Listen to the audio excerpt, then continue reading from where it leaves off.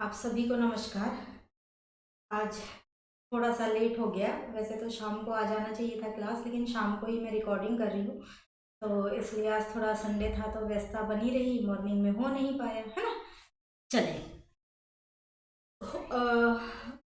मतलब आप लोगों को कल का जो टॉपिक हम लोगों ने देखा था, पश्चिमी विक्षोभ, समझ में आया होगा।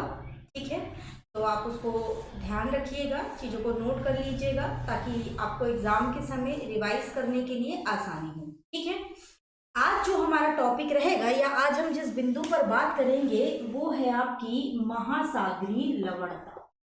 महासागरीय लवणता। देखिएगा, महासागरीय लवणता से संबंधित कई बार आपको प्रीलिम्स परीक्षा में तो प्रश्न देखे ही जाते हैं, लेकिन ये आपके मेंस के लिए भी इम्पोर्टेंट टॉपिक है। ठीक है, मेंस में जो आपका फर्स्ट पेपर है जिसमें आपको ज्योग्राफी भी आपको देखना है हाफ पोर्शन में, तो उसमें आप देखेंगे ये आपको मेंस में भी क्या करेगा, लाभ पहुंचाएगा। ठीक है, तो महासागरीय लवणता न सिर्फ पीटी के लिए बल्कि ये आपके मेंस के लिए भी क्या है, बहुत ही इम्पोर्टेंट है। तो इस टॉपिक को ध्यान से समझिएगा, ध्यान से सुनिएगा, और हो सके तो जो भी क्लास में आपके सामने लेके आ रही हूँ वो परीक्षा को ध्यान में रख के जो हॉट टॉपिक होते हैं जहां से क्वेश्चंस बनने की संभावना होती है, उन्हीं टॉपिक को मैं आपके सामने लेकर आ रही हूँ। तो आप हो सके तो चीजों को नोट भी कर लिया करें ताकि आपको लास्ट टाइम में रिवीजन करने के लिए चीजें आपके पास उपलब्ध हो। ठीक है, चले, क्योंकि कई बार ऐसा होता है कि हम क्लास करते हैं, सुनते हैं, थोड़ी देर के लिए हमको ऐसा लगता है कि चीजें हमको हाँ याद है, याद रहेगी, लेकिन किसी भी पढ़ाई का एक तरीका होता है कि वो आपके पास नोटेड रूप में रहे, और कैसे हो कि आप उसको बार बार रिकॉल करते रहे, क्योंकि थोड़े समय तो ऐसा लगेगा याद है लेकिन बाद में वो चीजें भुला जाती है। मतलब आप कंफ्यूजिंग वाली स्थिति में हो जाते हो कि हाँ पढ़ा तो था पर कंफर्म नहीं है ना। तो आप क्या करें, इनको नोट कर लिया कीजिए। ठीक है, अब यहाँ पर महासागरीय लवणता की हम बात करें तो ये जो महासागरीय लवणता है, आखिर ये महासागरीय लवणता बोलते किसको है, होती क्या है।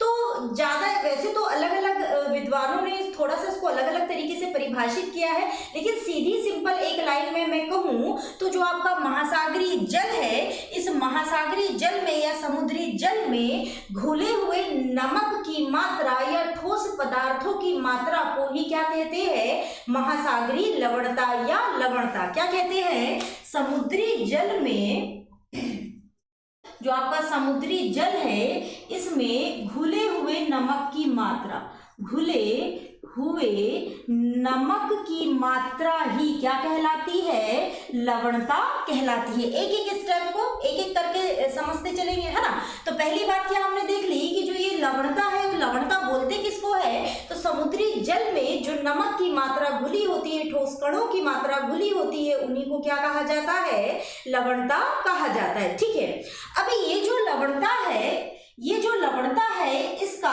मापन कैसे किया जाता है, तो इसका मापन किया जाता है ग्राम प्रति हजार में। कैसे किया जाता है इसका मापन किया जाता है ग्राम प्रति हजार में। अब ग्राम प्रति हजार क्या बला है, कैसे मापन होता होगा, तो आपके 1000 ग्राम समुद्री नमक में आपके 1000 ग्राम समुद्री जल में 1000 ग्राम यानी आपका कितना हो गया, 1 किलोग्राम, 1 किलोग्राम, है ना। तो 1000, इसको बोला ही 1000 ग्राम जाता है, इसका तो 1 किलोग्राम हो जाएगा, है ना, लेकिन बोला क्या जाएगा इसको, 1000 ग्राम। 1000 ग्राम जो आपका समुद्री जल होता है, इसमें इस जल में जो घुला हुआ नमक होता है, इस जल में जो घुला हुआ नमक होता है, अब ये जो घुला नमक है इसको कैसे लिया जाता है, तो ये जो आपका 1000 ग्राम है इसमें नमक की मात्रा भी किसमें ली जाती है, ग्राम में ही ली जाती है। ठीक है, तो 1000 ग्राम समुद्री जल में घुला हुआ नमक की मात्रा ही क्या कहलाती है, आपकी लवणता कहलाती है। अब इसको मापने का एक यंत्र होता है, यानी कि तीसरे नंबर पर हम क्या देखेंगे कि इसका मापक यंत्र, है ना। तो इसको मापने का भी एक यंत्र होता है और इस यंत्र को कहते हैं सालिनोमीटर। इस यंत्र को क्या कहते हैं? सालिनोमीटर, है ना। तो ये जो यंत्र है इसको कहा जाता है सालिनोमीटर। ठीक है, तो तीन चीजें आपने समझ ली। पहली क्या कि लवणता किसे कहते हैं, दूसरी क्या कि इसका मापन कैसे किया जाता है, तीसरी क्या कि इसका मापक यंत्र क्या होता है। ठीक है, ये तीन चीजें अब आपके सामने रखी हुई है। अब यहाँ पर इसके आगे बढ़े हम, इससे पहले मैं आपको ये बता देना चाहती हूँ कि जो ये हम लवणता कह रहे हैं, आखिर ये लवणता इस समुद्री जल में, इस महासागर में आई कैसे। ठीक है, तो अब अगली जो स्टेप में हमको देखना है वो क्या देखना है, वो ये देखना है कि ये जो लवणता है, इस लवणता के सागरी जल में आने का कारण क्या है, क्यों सागरी जल इतना नमकीन हो गया है। तो इसके मुख्य रूप से विद्वानों के द्वारा दो कारण बताए गए हैं। इसके मुख्य रूप से विद्वानों के द्वारा क्या बताए गए हैं, दो कारण बताए गए हैं। दो कारण कौन कौन से हैं?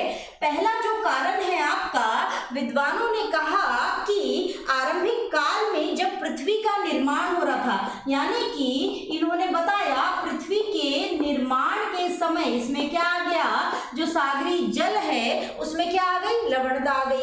अब मैंने आपको, अगर आपने मेरी पुरानी क्लासेस देखी है तो मैंने आप लोगों को पृथ्वी से संबंधित अगर लेक्चर टॉपिक पढ़ाए हैं तो उसमें मैंने आपको कई बार बताया है कि जब आपकी पृथ्वी की उत्पत्ति हुई थी तो पृथ्वी की उत्पत्ति के समय पृथ्वी क्या थी, एक आग का पिंड थी या एक तप्त पिंड थी। ठीक है, चूंकि ये इतनी गर्म थी तो इससे लगातार क्या हो रहा था, लगातार इससे वाष्प निकल रही थी, भाप निकल रही थी। ठीक है, अब धीरे धीरे क्या हुआ, चूंकि इसका जो बाहरी आवरण है पृथ्वी का, ये क्या है, बाहरी प्रभाव, यानी बाहरी जो इसका ऊपरी भाग है ये बाहर के प्रभाव में है। तो बाहर के प्रभाव में होने के कारण धीरे धीरे इसके ऊपरी भाग में क्या जमने लगी, एक पतली परत जमने लगी। यानी कि ये जो पतली परत जमी इसको हमने क्या कह दिया, भूपर पट्टी कह दिया। इसको क्या कह दिया हमने, भूपर पट्टी कह दिया। अब चूंकि पृथ्वी अभी गर्म है और इसकी ऊपरी तह जम गई, लेकिन अंदर से तो वो अभी भी गर्म है, तो अंदर से लगातार ऊष्मा बाहर निकलने का क्या करने लगती है, प्रयास। लेकिन चूंकि ऊपर क्या होने लगा है, धीरे धीरे ठोस खंड निर्मित होने लगा है। तो यानी कि जो ये स्थलखंड या पपरपट्टी निर्मित हो रही थी और अंदर की ऊष्मा बाहर नहीं निकल पा रही थी, तो लगातार दाब बनाने के क्रम में ये ऊष्मा एक समय बाद इस पपरपट्टी को तोड़ करके क्या हो जाती है, बाहर निकल जाती है। बाहर निकल गई यानी अंतरतम का जो तप्त मैग्मा था या अंतरतम की जो तप्त ऊष्मा थी वो अपने अंदर के पदार्थों को लेकर कहाँ आ गई, धरातल पर आ गई। कौन से धरातल, ये जो भूपरपट्टी का निर्माण हो रहा था यानी स्थलखंड का निर्माण हो रहा था। अब चूंकि अंतरतम की कोई ऊर्जा, गर्म मैग्मा ऊपर आएगा तो उसको हम क्या कहेंगे, ज्वालामुखी क्रिया। तो यहाँ क्या होने लगी, जगह जगह पर ज्वालामुखी क्रिया होने लगी। जब जगह जगह पर ये ज्वालामुखी क्रिया होने लगी तो अब ज्वालामुखी क्रिया जब होती है तो आप जानते हैं कि क्या निकलती है, वाष्प निकलती है, गैस निकलती है, कई प्रकार की गैसें। तो इन गैसों ने क्या किया, आरंभिक वायुमंडल का, यानी कि पृथ्वी के चारों ओर ये बादल, गैसों के बादल छा गए और इन्होंने क्या कर दिया, आरंभिक वायुमंडल का निर्माण कर दिया।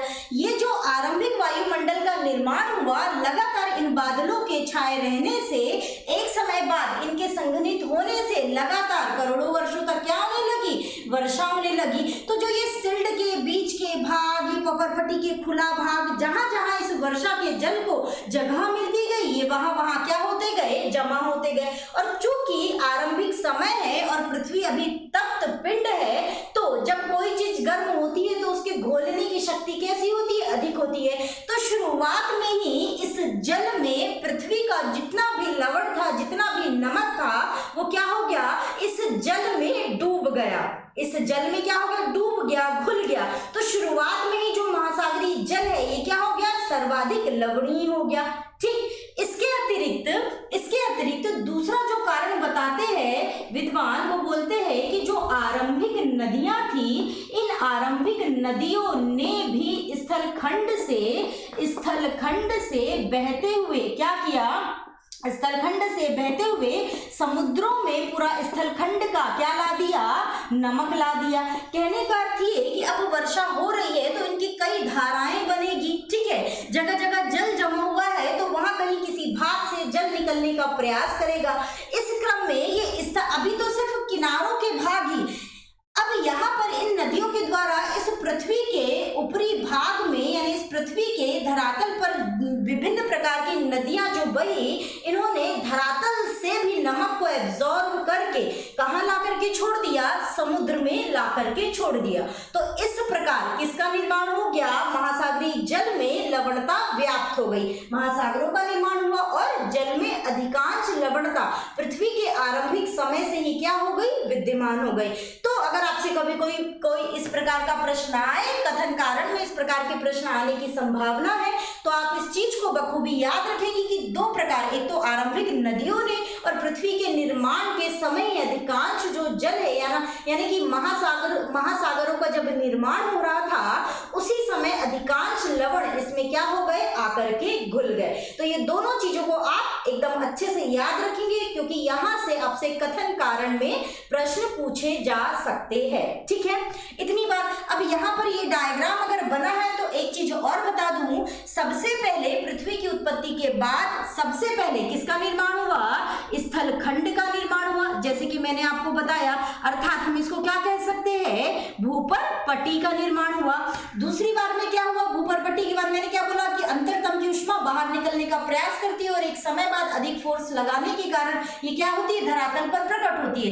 धरातल पर जब ये ज्वालामुखी विस्फोट होते हैं तो इनसे निकलने वाली गैसों से किसका निर्माण होता है, वायुमंडल का निर्माण होता है। तो दूसरे नंबर पे क्या हुआ, जो अभी वायुमंडल है, अभी जो वायुमंडल का संगठन है वैसा संगठन नहीं था, लेकिन उसको क्या कहते हैं, आरंभिक वायुमंडल। तो स्थलखंड निर्मित होने के बाद किसका निर्माण हुआ, आरंभिक वायुमंडल का निर्माण हुआ। तो पहले भूपर्पटी, दूसरा आरंभिक वायुमंडल, और इसके बाद फिर वर्षा होती करोड़ों वर्षों तक, तो इससे किसका निर्माण हो गया, महासागरों का निर्माण हो गया। ठीक है, तो ये तीन चीजें भी आपके प्रीलिम्स के लिए बहुत ही इंपॉर्टेंट है कि फर्स्ट ऑफ स्थलखंड या भूपर्पटी निर्मित हुई, फिर वायुमंडल और फिर महासागर। ठीक है, तो इस चीज को भी आप एक्स्ट्रा के रूप में अपने पास रख लेंगे और याद रखेंगे। ठीक है, अब हमने ये देख लिया कि लवणता कहते किसको है, हमने ये देख लिया कि लवणता को मापा कैसे जाता है, हमने ये देख लिया कि जो लवणता है इस लवणता का कारण क्या है। अब हम ये देखेंगे कि आखिर ये लवण है कौन कौन से, क्योंकि लवण से भी कई बार आपसे क्वेश्चंस पूछे जाते हैं। ठीक है, तो लवण आप देखोगे तो मुख्य रूप से आपको 7 लवण प्राप्त होते हैं। एक होता है सबसे पहला, देखो दो प्रकार से यहाँ हमको लवणता को समझना है। एक जो लवणीय पदार्थ है उनमें कुल कितनी लवणता पाई जाती है, और दूसरा समुद्री जल में उनकी कुल कितनी ग्राम में लवणता पाई जाती है। ठीक है, जैसे कैसे समझें आप, पहला वाला जो है आपका वो है NaCl, इसको क्या कहते हो आप, सोडियम क्लोराइड। क्या कहते हो आप, सोडियम क्लोराइड, है ना। ये जो सोडियम क्लोराइड है आपका, इस सोडियम क्लोराइड की अगर कुल मैं लवणता की बात करूं, कुल कितनी लवणता है इसमें, प्रतिशत में आएगा ये, है ना।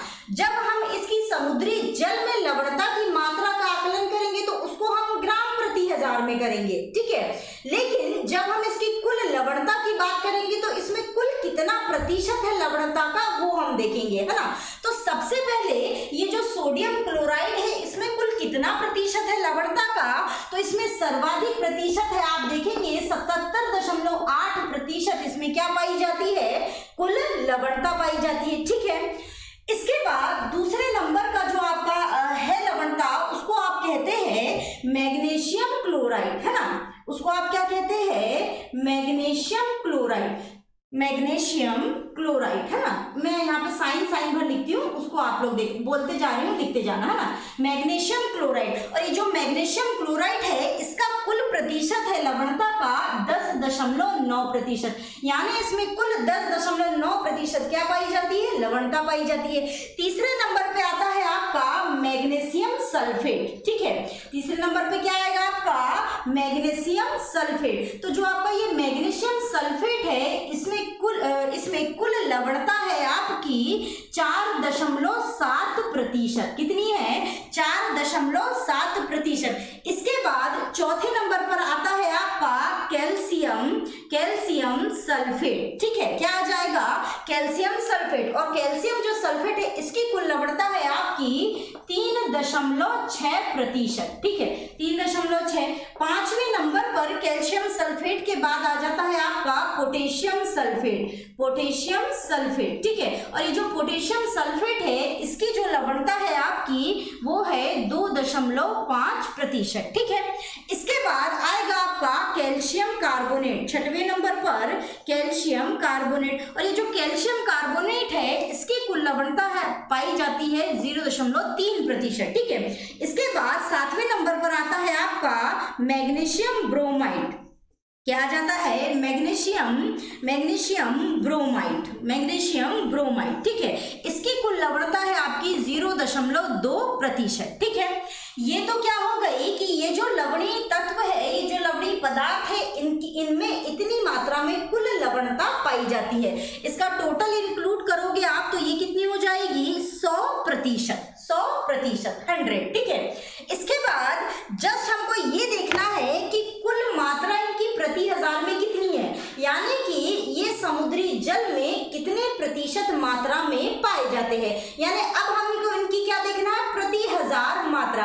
प्रति हजार समुद्री जल में 1000 ग्राम समुद्री जल में कितने मात्रा में ये लवण पाए जाते हैं। तो आप देखेंगे कि जो आपका सोडियम क्लोराइड है ये 27.713 प्रति हजार पाया जाता है। कितना पाया जाता है? 27.213 प्रति हजार। 213 है यहाँ पे, 27.213 प्रति हजार। ठीक है, इसके बाद आता है आपका मैग्नीशियम क्लोराइड। तो मैग्नीशियम क्लोराइड में आप देखेंगे 3.87 प्रति हजार। प्रति हजार को ऐसा साइन, नॉर्मली परसेंटेज में आप ऐसा साइन यूज करते हैं प्रति हजार में। इसके दूसरे नंबर पर यहाँ पर एक और आपको छोटा सा बिंदी या गोला लगाना पड़ता है, हल्का छोटा सा, है ना। तो इसको आप किससे दर्शाते हैं? प्रति हजार से दर्शाते हैं। ठीक है, तो यहाँ पर जो आपका मैग्नीशियम क्लोराइड है इसका कितना हो गया? 3.8 प्रति हजार। इसके बाद आता है आपका मैग्नीशियम सल्फेट। तो मैग्नीशियम सल्फेट में आप देखेंगे 1.658 प्रति हजार। 1.658 प्रति हजार। इसके बाद आता है आपका कैल्शियम सल्फेट। तो कैल्शियम सल्फेट में आप देखेंगे 1.260 प्रति हजार। 1.260 प्रति हजार किसकी है? कैल्शियम सल्फेट की। इसके बाद आ जाएगा आपका पोटेशियम सल्फेट, और पोटेशियम सल्फेट की आपकी 0.863 प्रति हजार। इसके बाद आ जाएगा आपका कैल्शियम कार्बोनेट। तो आपकी कैल्शियम कार्बोनेट की 0.123 प्रति हजार। इसके बाद जो है आपका मैग्नीशियम ब्रोमाइड, इसकी है 0.076 प्रति हजार। अब इसका कुल टोटल आप करेंगे तो आपके सामने निकल के आएगा 35 प्रति हजार। तो आप जानते होंगे कि जो आपकी महासागर समुद्री जल की जो लवणता है वो लगभग कितनी है? 35 प्रति हजार। समुद्री जल की जो कुल लवणता है, अगर आपसे कभी क्वेश्चन पूछे कि समुद्री जल की कुल लवणता क्या है, तो आप क्या बताएंगे? समुद्री जल की कुल लवणता आपकी कितनी है? तो आपकी ये है 35 प्रति हजार। इस बात को आप क्या रखेंगे? बखूबी याद रखेंगे कि जो समुद्री जल है उसकी लवणता कितनी है? 35 प्रति हजार। ये डाटा इंपॉर्टेंट है। इस डाटा को आप क्या करें? अच्छे से अपने पास लिख करके रख लीजिएगा। ठीक है, इतनी बात हो गई। हो सके तो मैं ऐसा थोड़ा साइड में भी हूं 1 सेकंड के लिए। इसमें आप क्या कर लेंगे? इसका स्क्रीनशॉट ले लेंगे, है ना, और फिर आप इसको बाद में लिख सकते हैं। जितनी भी चीजें मैं बोर्ड पे आपको दिखा रही हूँ आप उसका स्क्रीनशॉट ले करके बाद में उसको नोट कर सकते हैं। ठीक है, तो ये क्या हो गया आपका? महासागर में कौन कौन से लवण पाए जाते हैं और उनका स्वयं का प्रतिशत, और समुद्री जल में उनके लवण का प्रतिशत कितना है। ये दोनों चीजें आपने बखूबी, मुझे नहीं लगता अब यहाँ से अगर किसी भी प्रकार से कुल से भी आए या समुद्री जल की लवणता से भी आए तो आप इसमें आसानी से इसको बना सकते हैं। अब आपको कोई दिक्कत नहीं होनी चाहिए यहाँ से, है ना। अब यहाँ पर ये जो लवणता है, आखिर इस लवणता को कौन कौन से कारक प्रभावित करते हैं? जरूरी थोड़ा है कि जितना समुद्री क्षेत्र हमको दिख रहा है उतना सबकी लवणता एक जैसी होगी। अलग अलग स्थानों पर हम देखते हैं कि लवणता का प्रतिशत कहीं पर कम तो कहीं पर ज्यादा होता है। यानी कि कुछ तो ऐसे कारक होंगे जो इस लवणता को प्रभावित करते होंगे। तो अगला जो आपको देखना है, इस लवणता को प्रभावित करने लवणता को प्रभावित करने वाले क्या देखना है आपको, कारक देखना है। कारक कौन कौन से है भाई इस लवणता को प्रभावित करने वाले, ठीक है। तो सबसे पहला कारक ये है, सबसे पहला जो कारक है वो है आपका स्वच्छ जल की आपूर्ति। स्वच्छ जल की आपूर्ति यानी कि जिन इलाकों में समुद्री क्षेत्र में लगातार, जिन इलाकों में जो सागरीय क्षेत्र है या महासागरीय क्षेत्र है, उन क्षेत्रों में अगर लगातार स्वच्छ जल की आपूर्ति हो रही हो तो वहां की जो लवणता है वो कैसी हो जाती है, कम हो जाती है। कहने का अर्थ ये, आप देख रहे हैं स्वच्छ जल की आपूर्ति कहाँ होगी, एक तो वहां होगी जहां नदियों के मुहाने हैं, नदियों के मुहाने हैं। अब वर्तमान की नदियों की बात करें, पुरानी नदियों ने जितना लवण लाना था उतना लवण ला दी, ठीक है। अब चूंकि लवण की मात्रा स्थलखंड से कम वैसे तो जाती है, लेकिन अब मात्रा बहुत कम हो चुकी है ना। तो पहली बात क्या कि इन नदियों के मुहाने के पास, और दूसरा ऐसी जगह जहां पर क्या होती हो, लगातार वर्षा होती हो, ठीक है। तो लगातार वर्षा किन इलाकों में होगी, जो आपके जैसे विषुवतीय क्षेत्र के 10 डिग्री उत्तरी अक्षांश, 10 डिग्री दक्षिणी अक्षांश के आसपास के क्षेत्र जहां लगातार समूनी वर्षा होती है, ऐसे क्षेत्र जहां पे लगातार पर्वतीय वर्षा होती है, ऐसे क्षेत्र जहां पर लगातार वर्षा होती रहती है, ऐसे क्षेत्रों में आपकी क्या होती है, समुद्री लवणता की मात्रा क्या पाई जाती है, कम पाई जाती है। और ऐसे भाग जहां पर नदियां लगातार नदियां अपना जल छोड़ती है, जैसे कि बंगाल की खाड़ी में आप देखेंगे लगातार नदियां क्या कर रही है, जल छोड़ रही है, गोदावरी, कृष्णा, कावेरी, गंगा, है ना, उन क्षेत्रों में आपको लवणता कम मिलेगी। इसके अलावा कई जैसे काला सागर, उसमें डॉन, नीपर जैसी कई नदियां आकर के जल छोड़ती, तो वहां पे आपको लवणता कम मिलेगी, है ना। तो ऐसे क्षेत्र जहां लगातार स्वच्छ जल की आपूर्ति होती रहती है, ऐसे क्षेत्रों में लवणता की जो मात्रा है वो क्या होती है, कम होती है ना। तो स्वच्छ जल क्या करता है, प्रभावित करता है किसको, लवणता की मात्रा को। दूसरे नंबर पर लवणता को जो प्रभावित करने वाला कारक है वो है आपका वाष्पीकरण। वाष्पीकरण, देखो वाष्पीकरण का लवणता के साथ हम देखें तो सीधा सीधा संबंध है। कैसे, आप देखे होंगे कि जिन क्षेत्रों में वाष्पीकरण होता है, आप कई ऐसे इलाके देखे होंगे जहां पर वाष्पीकरण क्रिया द्वारा नमक वगैरह बनाया जाता है ना, तो वहां पर क्या किया जाता है, जैसे राजस्थान की जो सांबर अंबर झील है उसके किनारे कई स्थानों पर नमक भी निर्मित किए जाते हैं ना। तो वहां पर आपने देखे होंगे कि क्या किया जाता है, अधिकांश तो वाष्पीकरण ही हो जाता है। क्यों, एक तो उष्णकटिबंधीय क्षेत्र में स्थित है और मरुस्थलीय क्षेत्र में लगातार सूर्य की किरणें, चूंकि कोई पर्वतीय अवरोध नहीं है तो लगातार सूर्य की किरणें क्या होती रहती है, उन स्थानों पर पड़ती रहती है और उनका जल क्या करती जाती है, वाष्पीकृत करती जाती है, ठीक है। तो वाष्पीकृत होने से जो बचे हुए ठोस कण है, जो बचे हुए लवण है, उन्हीं को ही क्या बोल दिया जाता है, मतलब वही क्या कहलाते हैं, नमक कहलाते हैं ना। तो जिन क्षेत्रों में वाष्पीकरण अधिक होता है, वाष्पीकरण अधिक होता है, उन क्षेत्रों में लवणता भी क्या होती है, अधिक होती है। जिन क्षेत्रों में वाष्पीकरण कम होगा, वाष्पीकरण कम होगा, उन क्षेत्रों में लवणता भी क्या हो जाएगी, कम हो जाएगी, ठीक है। तो वाष्पीकरण किन क्षेत्रों में कम होता है, जैसे कि जो आपके ध्रुवीय क्षेत्र है, ध्रुवीय क्षेत्र में वाष्पीकरण कम होगा, यानी कि जो आपके उच्च अक्षांशीय क्षेत्र है वहां पर वाष्पीकरण कम होता है, तो स्वाभाविक तौर पर लवणता की मात्रा कैसी हो जाएगी, कम हो जाएगी। वहीं आप देखेंगे जो आपके उष्णकटिबंधीय क्षेत्र है, उष्ण क्षेत्र है या उष्णकटिबंधीय क्षेत्र है, कर्क मकर रेखा के आसपास वाले जो क्षेत्र है वो कैसे होते हैं, वहां पे वाष्पीकरण अधिक होता है, ताप अधिक होता है तो वाष्पीकरण अधिक होता है, वाष्पीकरण अधिक होता है तो लवणता की मात्रा भी कैसी होती है, अधिक होती है। तो यानी वाष्पीकरण की दर भी ये डिसाइड करती है कि लवणता कम या ज्यादा होगी, ठीक है। तीसरा जो इसका कारक है, इसको प्रभावित करने वाला, वो है सागरीय धाराएं। सागरीय धाराएं, अब ये सागरीय धाराएं क्या, महासागरों में आप देखते हैं कि ऊपरी सतह पर धाराएं चलती है एक स्थान से दूसरे स्थान पर।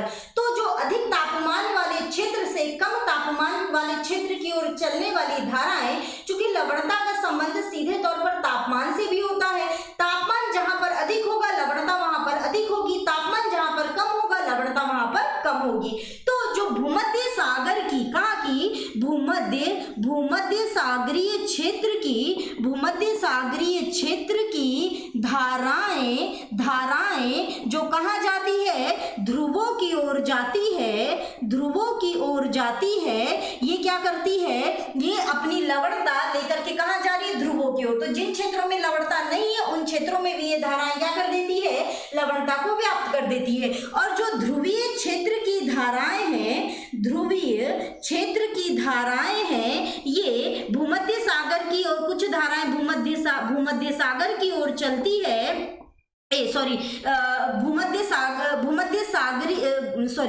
भूमध्य रेखा की ओर चलती है, सागर है ना, भूमध्य रेखा की ओर या भूमध्य रेखा की ओर चलती है। ध्रुवीय क्षेत्रों से भूमध्य रेखा की ओर चलने वाली जो धाराएं होती है वे क्या करती है, कम लवणता को क्या ला देती है, अधिक लवणता वाले क्षेत्र में। तो वहां पर लवणता कैसी हो जाती है, सामान्य या समतुल्य हो जाती है ना। तो इस प्रकार से ये धाराएं भी क्या करती है, आपको लवणता को प्रभावित करती है। तो ये तीन ही मुख्य कारक है जो किसको, लवणता को क्या करते हैं, प्रभावित करते हैं। ठीक है, अब आज के लिए बस यहीं तक रखेंगे हम, लेकिन अभी आपका लवणता वाला टॉपिक कंप्लीट नहीं हुआ है। अब इसमें आगे आज यहाँ पर ये पार्ट 1 के रूप में आपके सामने आ जाएगा, फिर नेक्स्ट डे पार्ट 2 के रूप में इसको मैं अपलोड कर दूंगी, नहीं तो एक लेक्चर ही काफी लंबा हो जाएगा, है ना। तो कल की जो कक्षा में हम इसके आगे की बात करेंगे वो ये देखेंगे कि जो ये लवणता है इनका ऊर्ध्वाधर वितरण यानी कि इनका गहराई के साथ वितरण, और एक इनका हम क्या देखेंगे, क्षैतिज वितरण। ठीक है, इसी के साथ हम ये देखेंगे कि जो हमारे यहाँ मुख्य मुख्य सागर है, जैसे भूमध्य सागर, काला सागर, जो आपकी वान झील है, मृत सागर है, वान झील है, मृत सागर है ना, बोथनिया की खाड़ी है, बाल्टिक सागर है, इनमें क्या, कितनी, कैसे लवणता पाई जाती है और क्यों, कम पाई जाती है तो क्यों और ज्यादा पाई जाती है तो क्यों। ठीक है, आज की क्लास से लगभग आप इतनी बातें समझ ही गए होंगे कि जो लवणता है वो सब जगह बराबर नहीं है, उस पर जलवायु या अन्य कारक क्या करते हैं, प्रभाव डालते हैं, जिससे वो कम या ज्यादा होती है। उन्हीं चीजों को हम कल की कक्षा में समझेंगे और ये देखेंगे कि किसकी कितनी लवणता प्राप्त होती है। तो इससे ये होगा कि जो सागरीय लवणता वाला टॉपिक है इससे आपका एक भी क्वेश्चन गलत नहीं होगा, चाहे फैक्ट के रूप में आपसे पूछे, चाहे कॉन्सेप्ट के रूप में आपसे पूछे, यहाँ से कोई भी क्वेश्चन आपका गलत नहीं होगा। ठीक है, तो आज के लिए बस इतना ही। वीडियो अच्छा लगे तो आप इसको लाइक करें, सब्सक्राइब कर दीजिए, कर लीजिएगा, और इसको थोड़ा सा शेयर भी कर दिया करें, है ना। तो जितने ज्यादा लोग देखेंगे उतना ज्यादा अच्छा होगा और उनको भी लाभ मिल जाएगा इन सब चीजों का, है ना। तो आप लोगों से यही विनती है। तो आज के लिए बस इतना ही, बाकी का हम कल, इसका जो नेक्स्ट पार्ट आएगा वो कल की कक्षा में। ठीक है।